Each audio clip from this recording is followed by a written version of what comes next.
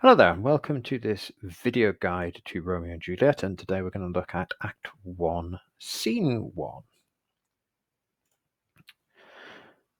Okay, so Act 1, Scene 1 is important for a variety of reasons. It's the opening of the play proper. Now, we've obviously had a prologue coming in, but here we have the context of the ancient grudge, which was mentioned in the prologue, taking place in front of the audience's eyes. We have this fight sequence where the Capulet servants provoke, successfully it turns out, the Montagues into a fight. And this would have been part of the spectacle of the play. Here we would have had an actual fight with stage weapons being choreographed for the audience's enjoyment. They'd have come to see this. This would have been the big action sequence. And we open the play with this. We open with some bawdy humor as well. So we're really appealing to the masses here and grabbing everyone's attention. We see Benvolio stepping in. We also get introduced to Tybalt and the confrontation between them. And again, you'd have probably had a very, very lengthy, skillful duel occurring on stage. And this would have been an exciting thing for the audience to see up front, knowing that obviously it doesn't have the danger of overrunning and turning into a riot. But here you can see this action taking place. And the players would have been skilled swordsmen. They'd have been trained. They would have had stage fight training, but they would have also been trained in genuine swordplay as well. This is something that an actor would have had to learn.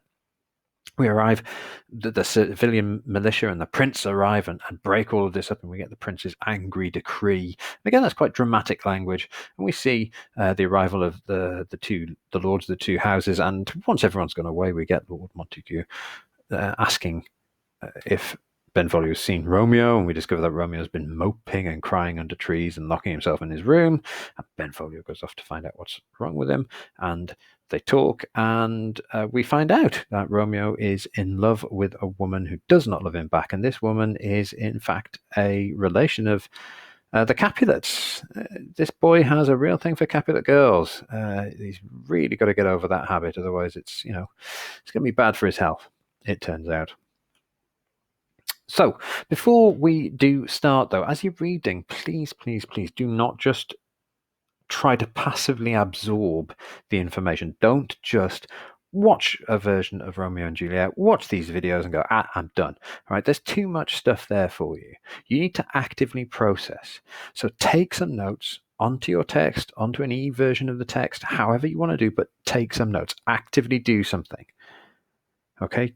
Don't try and pick out every word in this commentary, every word on the slides that are being used, but choose the things that stand out to you, that you think are important. Actively make decisions about what matters to you based on your knowledge of the themes and the ideas and the characters, and also then pick out some key quotations. So pick out some key quotations that you think are important, organize them around character, theme, technique as well, thinking about what Shakespeare is doing. So do actively engage. Don't just hope this stuff all goes in. Okay, so let's just have a look at this opening sequence here. I'm not going to read too much of it to you, or indeed any of it really. I am just going to quickly summarize what's going on. Do please make sure that when you do watch a version of this play, do make an effort to find a filmed version of the stage play, not a film of Romeo and Juliet, or not just a film of Romeo and Juliet. There are some very good films of Romeo and Juliet out there. No two ways about it. I love the Baz Luhrmann version. It's a great film, but it is a film. It misses out large quantities of dialogue. And if you rely on your knowledge of the play coming from that film, then you get stuck with a scene that Luhrmann cut, because he's a director with a particular focus on a particular aspects of that film. Then you're going to have to rely on your ability to analyze that language live, which hopefully you'll have the capacity to do, but you're putting yourself at a huge disadvantage. Have a look at maybe a Globe Theatre production, one of their original production versions of Romeo and Juliet. But get a filmed version, get a chance to have eyes on a film version, and go back to the text and see the words as well, because you're going to need to do that. I know I said initially this is not how you should deal with a Shakespeare play.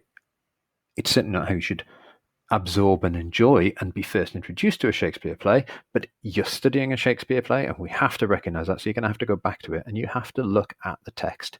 And that will mean that you will have covered all the possible sections and sequences that could be appearing on an exam paper, because unfortunately we have to boil this down to the fact that ultimately you're going to be sitting an exam, and you need to be ready for that. So let's just have a quick look at this one.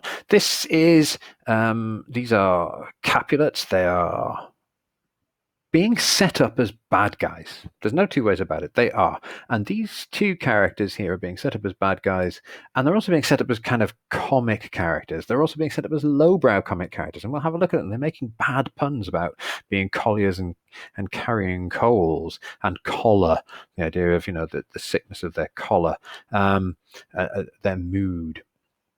And then they make another joke about their collar, drawing their neck out of the collar. So you can see them making these slightly clumsy puns. As a modern audience, we don't find this particularly amusing. To a Shakespearean audience, the jokes would be probably a bit clearer, but also the fact that they're making very clumsy puns and trying to be clever is more obvious. And this is kind of typical of Shakespeare, as presenting these lowbrow characters with this stumbling kind of bad comic language to demonstrate to his audience that these guys are your kind of clownish characters. They're lowbrow, they're silly, we laugh at them rather than with them. We also see some pretty unpleasant attitudes about women. They're talking about pushing the women to the wall. They're the weaker sex. Thrust his maids to the wall because they're weak. I can just do what I like with the women. And then we even get this reference here to the maidenheads. We've got some particularly unpleasant sexual references going on here, demonstrating that these guys have this really unpleasant attitude towards women. I mean, they literally are talking about sexual assault and behaving in a way where they can physically dominate the women of the other side because they're on the other side. And unfortunately, that does demonstrate a kind of, to use a modern parlance, a toxic masculinity that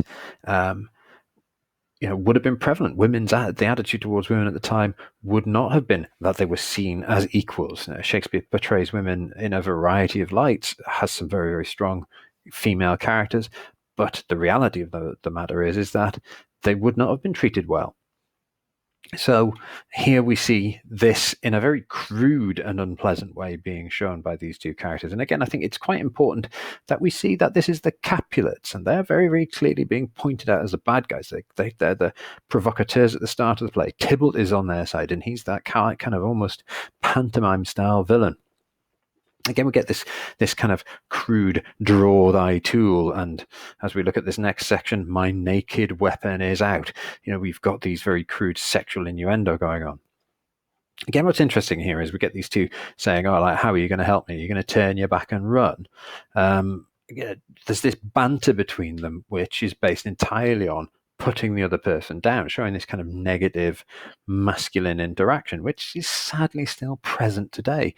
Men do this to each other. They put each other down as part of their social interaction, this kind of competitive language that gets used. And these two Capulet servants are kind of exemplifying this. And they come up with a plan. They're gonna bite their thumb at, this is an insulting gesture, they're gonna bite their thumb at the Montagues to try and get them to start the fight. So the Capulets here are looking to try and stay within the letter of the law by getting the other side to start. So they go through this complicated thing. Do you bite your thumb at me? No. Do you bite your thumb at me, sir? And again, this probably also exemplifies one of the reasons why you have to come to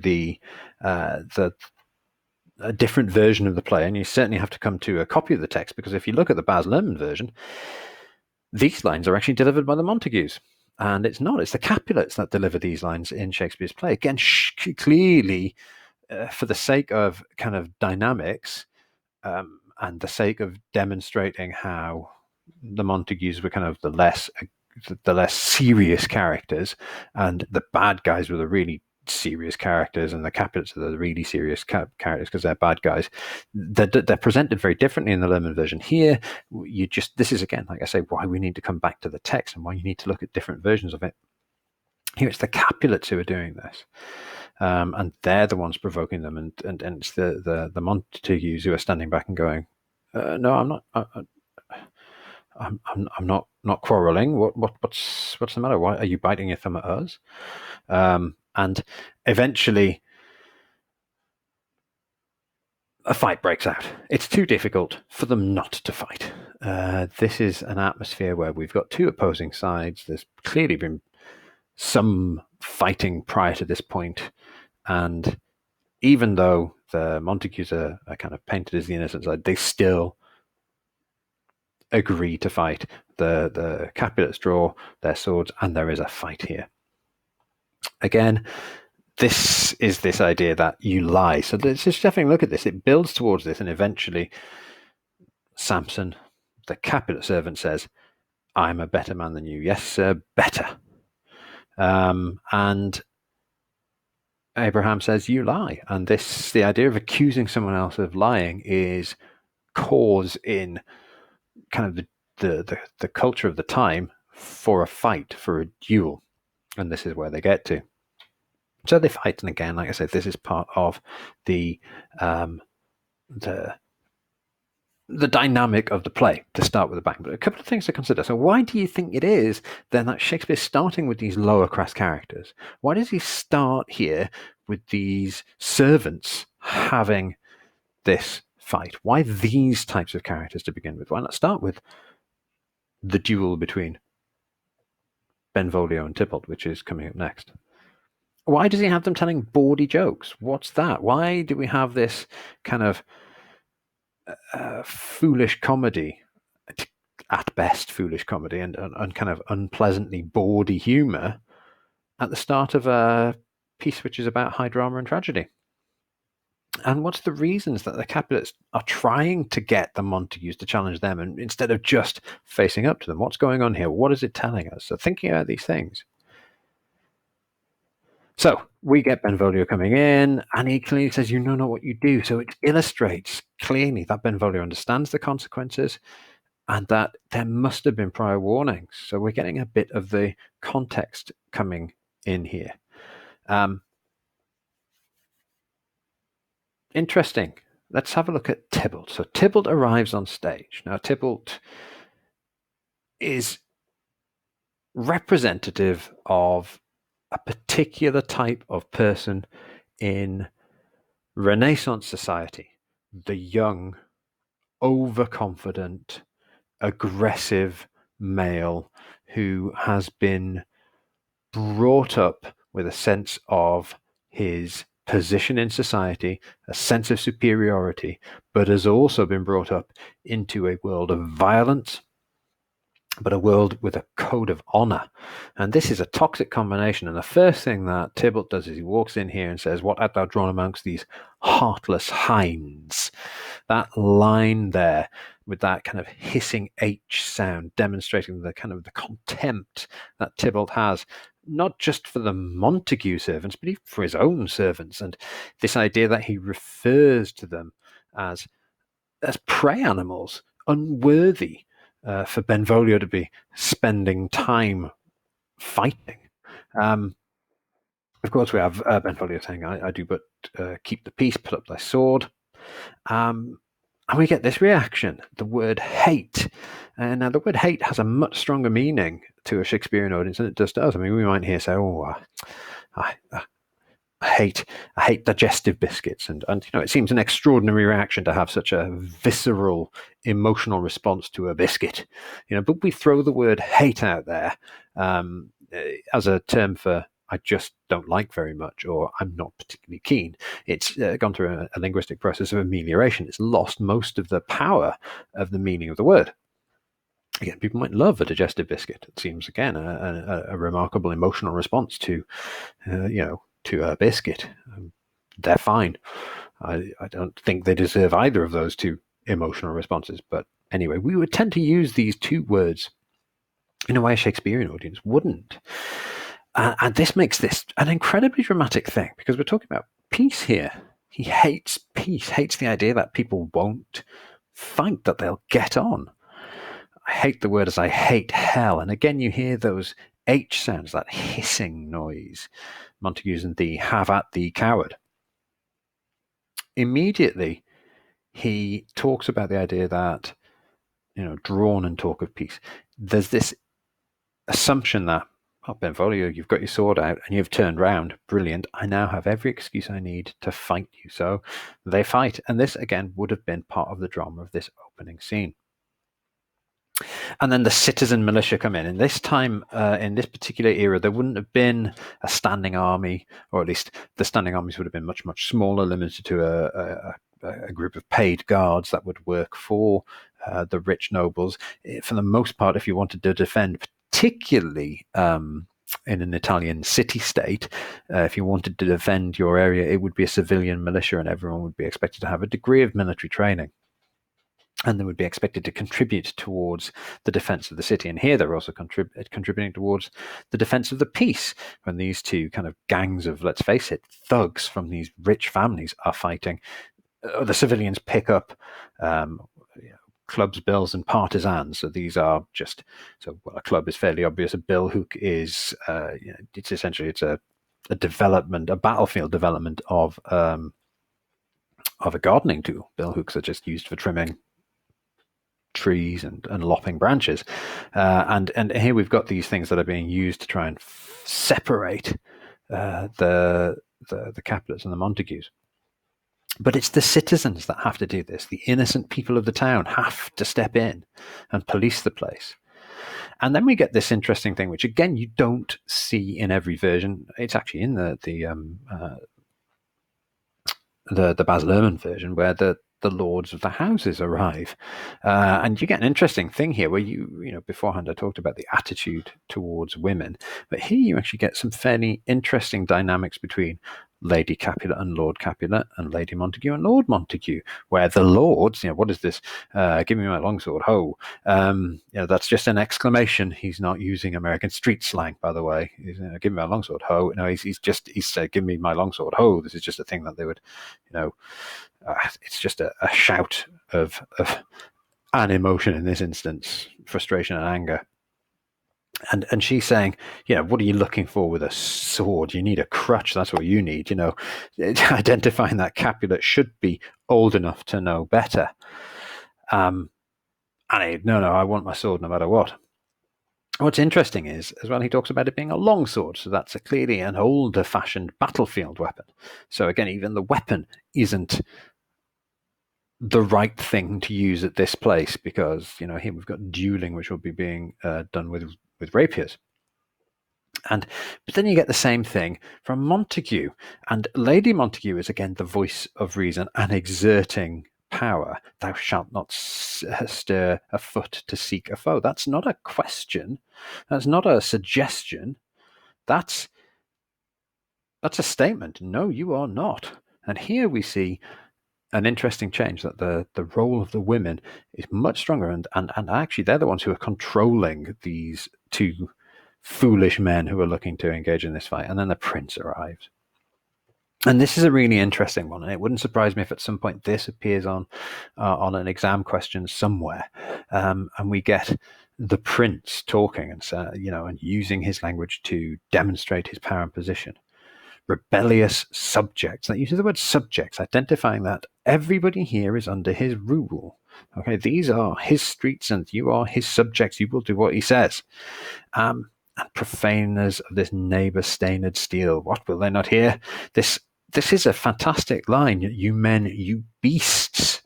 He doesn't even term them as men, saying they're behaving in a way that doesn't fit what men should do.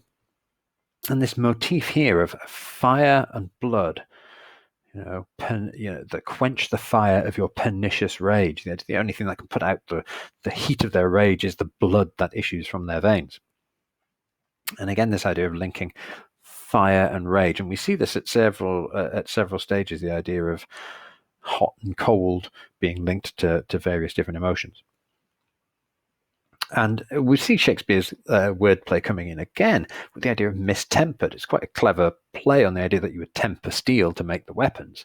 But if you are mistempered, you are of ill temper, or you're not thinking correctly, or you're angry. And in this instance, this is what's going on here. Their weapons are mistempered and they're being used in anger.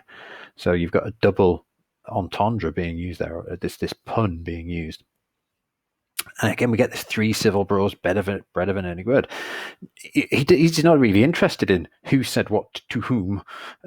He just wants them to stop. And again, this is this idea that the grudge is seen as foolish, to the point at which nobody's sure what the grudge actually is. And that's never made clear what the grudge is. It's just an ancient grudge. Nobody knows why they don't like each other. They just do. It's a learned behavior.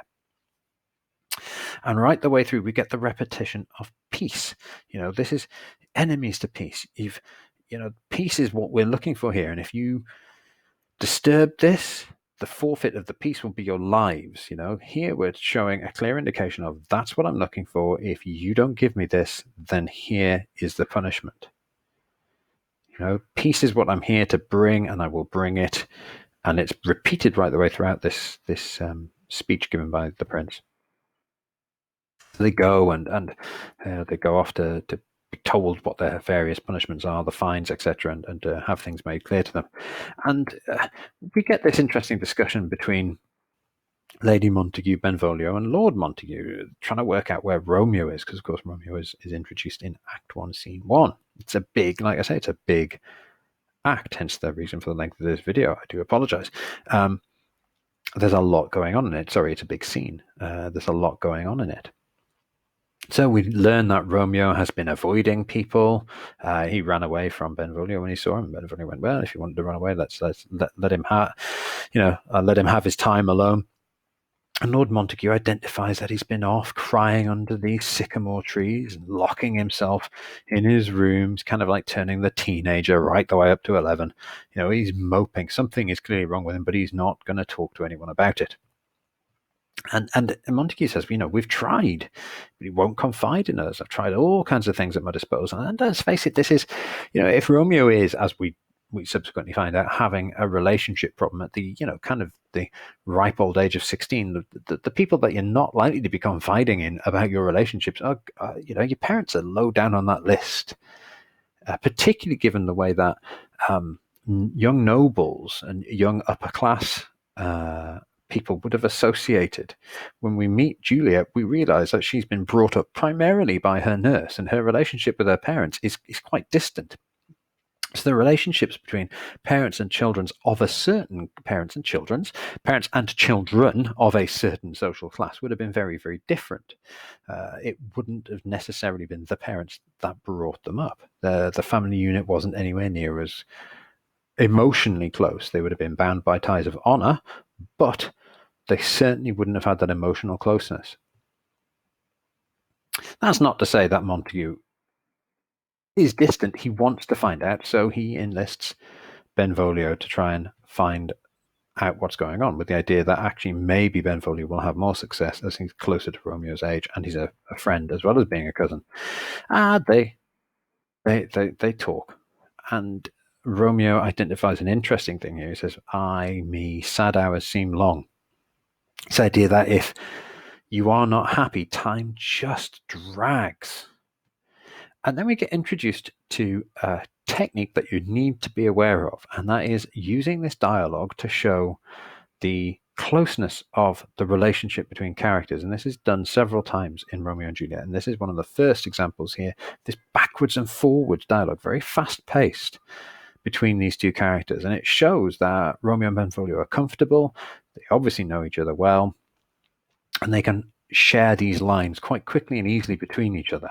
And in the final line in this section, we see that, out of if ever I'm in love, where we actually get to the crux of the matter, where we discover that Romeo's in love, but it is not making him happy.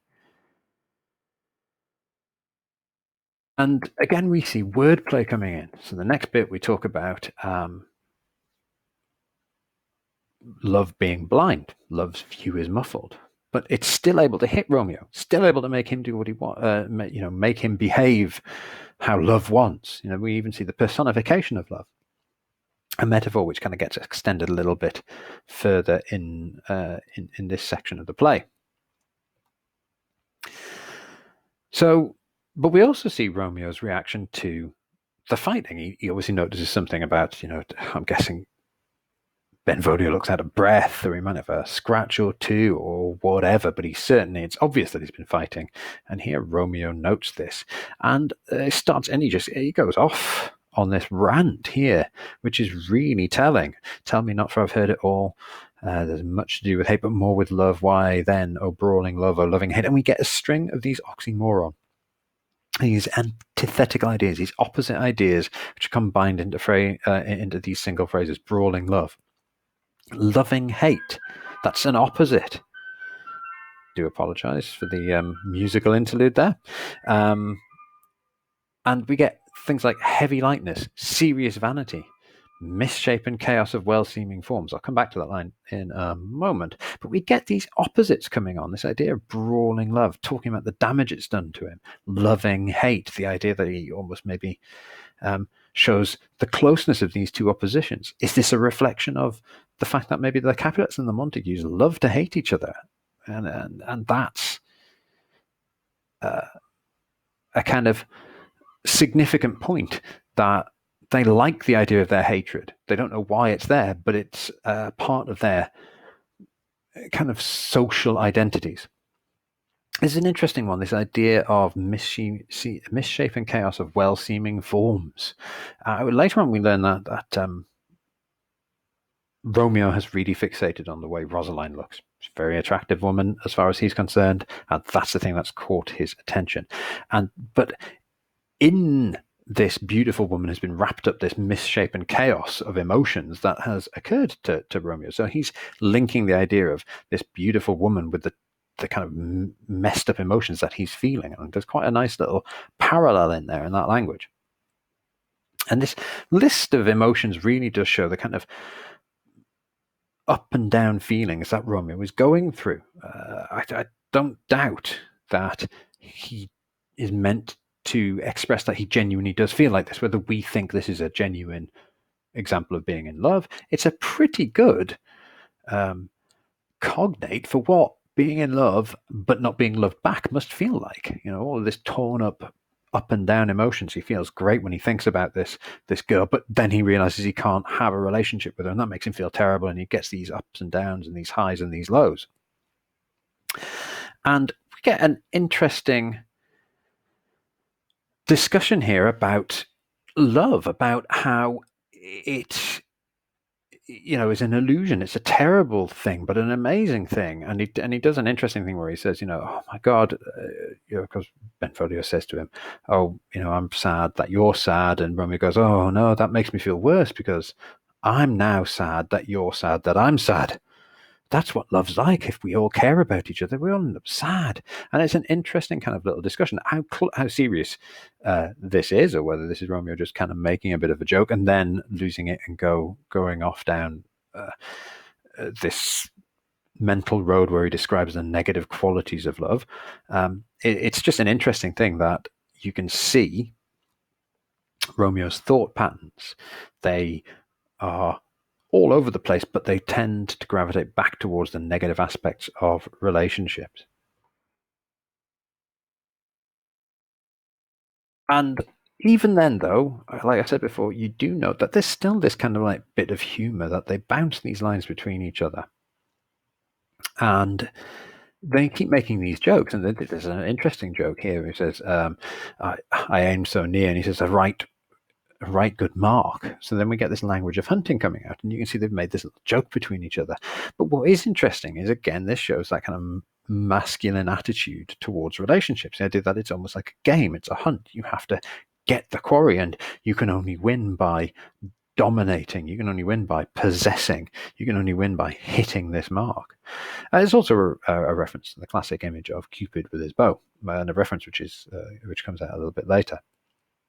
Again, another thing to spot is the right fair mark, the focus on physical beauty. This is something that we see more than once with Romeo. Again, we get Shakespeare having a classical reference here, the Cupid and Diane, or Diana, depending on whether you're coming from the Greek or the Roman. She was the goddess of the hunt, and she also swore never to marry. And Romeo can't help himself. He makes a direct reference to, she won't open her lap. There's a direct sexual reference there.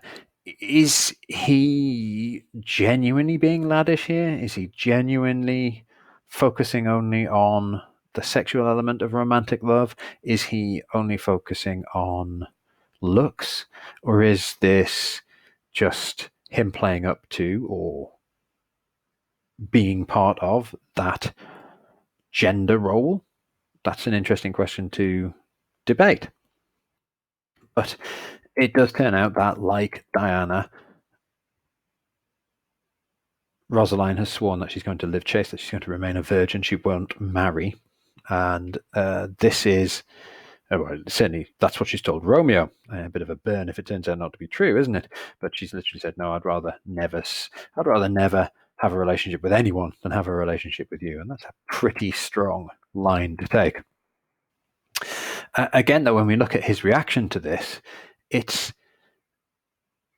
again a focus on physical beauty, on that beauty starved. It's cut off from posterity. It's all about her beauty with Romeo. And then there's a line delivered by Friar Lawrence a bit later in the play, which we'll come to in a later video, which kind of reflects back on this. And Benvolio decides he's going to, do you know what? You know the way around this? You need to give liberty unto thine eyes. Let's go look at other women. So in typical male fashion, it's let's go look at other people. Let's go look at other girls. I'm going to show you some other girls who are even prettier than Rosaline. And again, you see this very masculine dynamic emerge between these two. Romeo can sometimes you might be thinking, oh, he's got these kinds of more caring, more thoughtful qualities, but frequently he demonstrates these very typically young male behaviors that are kind of stereotypical and probably not just stereotypical, probably typical. And specifically typical of the times in which this play was written. Romeo, however, isn't convinced that it's going to be possible, and they leave. So there you go, Act 1, Scene 1. It's where there's a fight. Everybody tries to stop, it doesn't work. Prince sets out what the consequences are, and we discover about Romeo's obsession, and I think that's probably about the right word, with Rosaline. So this scene continues the work of the prologue, and it grabs your attention. It is a dramatic scene with punch, with a fight, with humor. And Shakespeare there does a couple of things. He introduces a couple of key techniques that recur throughout the play. One being the use of the dialogue to show closeness between characters, and another one, we see this use of the contrasts. So the oxymorons are there. These are contrasting languages, and we see contrast not just in oxymorons, but in other forms throughout the play. Okay, folks, so there you go. Sorry, that's quite a lengthy video, but that is a really important scene with a lot of things happening in it, and I hope that has helped you. So there you go, Act 1, Scene 1, Romeo and Juliet. Thanks very much for watching. Bye-bye.